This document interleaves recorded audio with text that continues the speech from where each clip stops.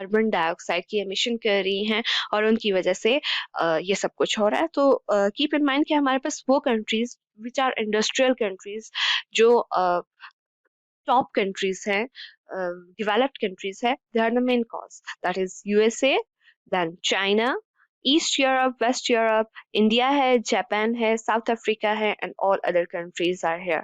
कि बाकी सारी कंट्रीज कम कर रही है, लेकिन these are the countries which are giving a large amount of carbon dioxide emission ना।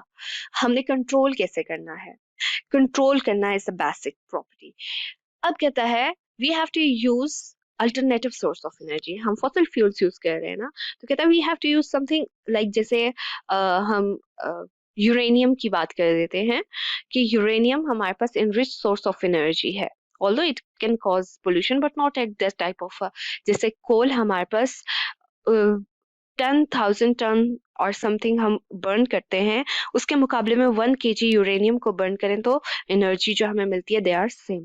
सो we should use the alternative source of energy. दूसरा, हमें ऐसे टेक्नोलॉजी यूज करनी चाहिए जिसकी वजह से फॉसिल फ्यूल्स के जो एमिशन है वो कम हो जाए।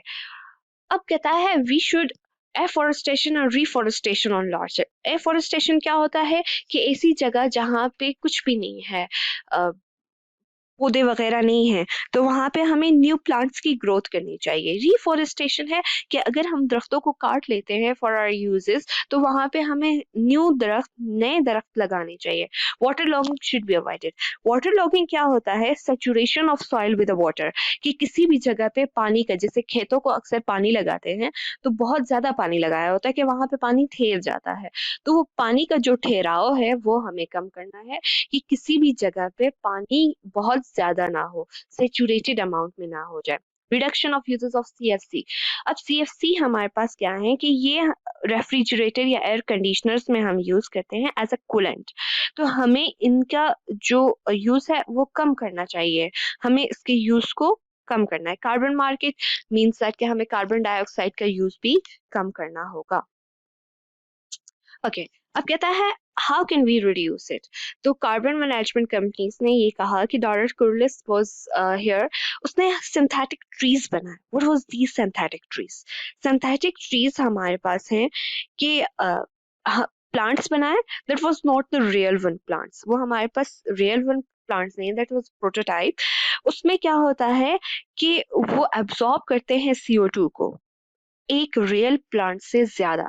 कैसे? उनके प्लास्टिक के पत्ते बनाए, और उनके जो प्लास्टिक के पत्ते थे, उनके प्लास्टिक लीव्स में ये प्रॉपर्टी थी कि वो CO2 को एब्सॉर्ब करते थे।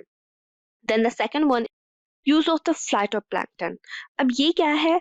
These are the microscopic plants. ये हमारे पास माइक्रोस्कोपिक प्लांट्स हैं इन मेरीन, ओशन के अंदर हम यूज करते हैं।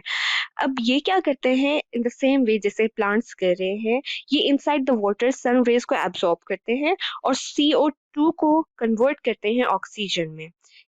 जैसे हमारे पास प्लांट्स कर रहे हैं ना ऑन द ग्राउंड, वैसे ही हमारे पास ये करते हैं inside the ocean. The last one is injection of CO2 in underground strata. अब इसमें क्या है कि हम carbon dioxide is a gas. अब कार्बन डाइऑक्साइड गैस को हम प्लांट्स लगाते हैं, और उन प्लांट्स के जरिए मीन्स दैट मशीनरी लगा रहे हैं, उस मशीनरी के जरिए कार्बन डाइऑक्साइड गैस को हम लिक्विड में चेंज करते हैं। अब कैप्चर करके लिक्विड में चेंज करके और फिर उसे इंजेक्ट कर देते हैं डीप इनसाइड ग्राउंड और inside the ocean through the pipeline. एक पाइपलाइन के थ्रू हम उसे बहुत नीचे लेके चले जाते हैं, रॉक्स में या नीचे ग्राउंड के लेवल में। इस तरह क्या होता है, एज अ रिजल्ट हमारे पास जो एनवायरनमेंट होगा, जो एटमॉस्फेयर होगा, उसमें कार्बन डाइऑक्साइड का लेवल बहुत कम हो जाएगा। Global warming and climate change. अब ग्लोबल वार्मिंग की वजह से we know that thermal energy ज़्यादा हो जाती है। जब थर्मल एनर्जी ज़्यादा हो जाएगी तो टेम्परेचर इंक्रीज होगा और क्लाइमेट चेंज हो जाएगा। सो कहता है हमारे पास सन की जो सरफेस है उसका हमारे पास एवरेज टेम्परेचर है 10,000 in Fahrenheit and 5,810 in degree kelvin. अब ये कहता है प्राइमरी जो वो एनर्जी रेडिएट करता है वो हमारे पास विजिबल लाइट होती है, और विजिबल लाइट के साथ हमने पहले कहा कि हमारे पास क्या है, साथ हमारे पास इंफ्रारेड भी आ जाती है और साथ में अल्ट्रावायलेट भी आ जाती है। एंड वी नो दैट हमारे पास ultraviolet is short wavelength and infrared is long wavelength. अब कहते हैं the surface of the earth has an average temperature of 60 degree Fahrenheit and 288 degree Kelvin, कि हमारे पास अर्थ का जो टेम्परेचर है वो इतना है। So it radiates infrared part of the spectrum. अब अर्थ क्या करती है, अर्थ का जो टेम्परेचर है वो कम है, तो अर्थ हमारे पास क्या करेगी, अगर वो रेडिएशन को एब्जॉर्ब करती भी है जो सन से आती हैं, अर्थ एब्जॉर्ब करती है, तो अर्थ एज अ रिजल्ट हमारे पास इंफ्रारेड रेडिएशन को एमिट करती है। अब ये जो इंफ्रारेड रेडिएशन होती हैं ये कम वेवलेंथ की होती है, they cannot go out of the atmosphere। कहता है the pressure of the object is determined by the balance between incoming and outgoing energy। अब जो इनकमिंग एनर्जी है वो ज्यादा है और आउटगोइंग एनर्जी जो है वो कम है, क्योंकि हमारे पास कम वेवलेंथ की एनर्जी यहाँ पे प्रोड्यूस हो रही है। सो कहता है ये हमें बताता है कि अभी तो हमारे पास एनर्जी कम है लेकिन लेटर ऑन ये ज्यादा हो जाएगी। कहता है for the earth the incoming energy is absorbed light from the sun. Incoming energy क्या है, जो सन से हम एनर्जी एब्सॉर्ब कर रहे हैं, और आउटगोइंग एनर्जी क्या है, वही इंफ्रारेड लाइट जो सन रेडिएट कर रहा है स्पेस पे। Due to the greenhouse effect the earth could not radiate the total heat as this make life possible. कहता है हमारे पास ग्रीन हाउस इफेक्ट की वजह से क्या होता है, could not radiate the total energy, और इसी वजह से हमारे पास लाइफ पॉसिबल है। Now global warming is the important happening also happening because of the blanket of the GHG becoming of thicker। What is GHG? Green house gases, उनके लिए हम short form use करते हैं GHG। कहता है हमारे पास global warming की main cause क्या है, कि हमारे पास गैसेस ज्यादा हो रही हैं। कौन सी, ग्रीन हाउस, CO2 ज्यादा हो रही है, H2O पानी का जो हमारे पास लॉगिंग है वो ज्यादा हो रही है, सिचुएशन। इसी तरह हमारे पास मीथेन ज्यादा हो रही है, CFC ज्यादा हो रही है। दीज आर द कॉज, ये हमारे पास कॉज है किसके, global warming. Forest are disappearing, और इसके साथ हमारे पास बायोडाइवर्सिटी में रिडक्शन आ रही है। द नेक्स्ट वन इज हमारे पास वाटर का बहुत ज्यादा प्रॉब्लम आ रहा है। हमारे पास सैनिटेशन कॉज हो रही है, sanitation is not proper supply of the clean water हमें नहीं मिलता।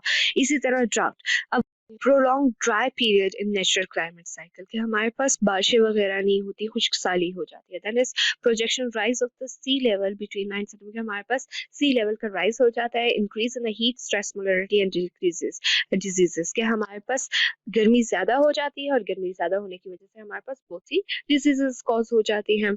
Who is responsible for all this? We know that, हमने पहले भी बात कर दी कि रिच कंट्रीज हमारे पास इस सारी चीज़ की रिस्पॉन्सिबल हैं, कि उनकी वजह से हमारे पास CO2 का अमाउंट ज़्यादा हो रहा है। अब CO2 के अमाउंट होने की वजह से, ज़्यादा होने की वजह से हमारे पास गैसेस, ग्रीन हाउस गैसेस ज़्यादा होगी और हमारे पास ग्रीन हाउस इफेक्ट भी ज़्यादा हो गया, और एज अ रिजल्ट हमारे पास थर्मल एनर्जी इंक्रीज होगी। यहाँ पे हमने सबकी बात की कि कौन कितना अफेक्ट डाल रहा है हमारे पास greenhouse में। And that was all about today's lecture. Hope so you are clear, and if you have any question you can ask. Thank you.